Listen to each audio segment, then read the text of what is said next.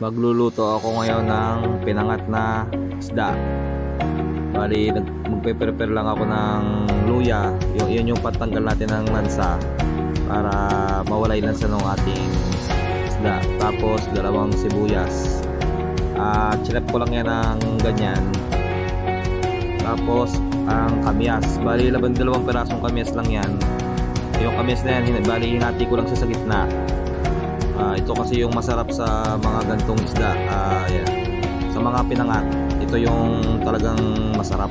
Ayan. Bali, una ko nilagay dyan yung luya, sibuyas, tapos isda. Kaya ako inuna yung luya para nasa ilalim siya. Maluto siya ng maganda. Lasang-lasa sa ating isda. Ayan, 5 pirasong isda lang yan. Pero marami ako nilagay na kamyas. Masarap kasi medyo maasim. Basta prepare ako ng ating kamatis. Dati ko lang sa 4 yan. Yung asin, depende sa inyo kung gaano karami yung nararapat para sa ating sabaw. Bali yung bitchin natin, konting-konti lang inilagay natin dyan. Ayan, kumukulo na.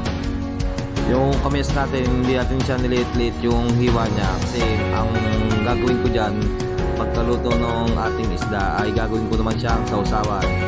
Bali, pipigayin ko lang yan sa isang palatito, tapos lalagyan ko lang ng sili at saka ng patis.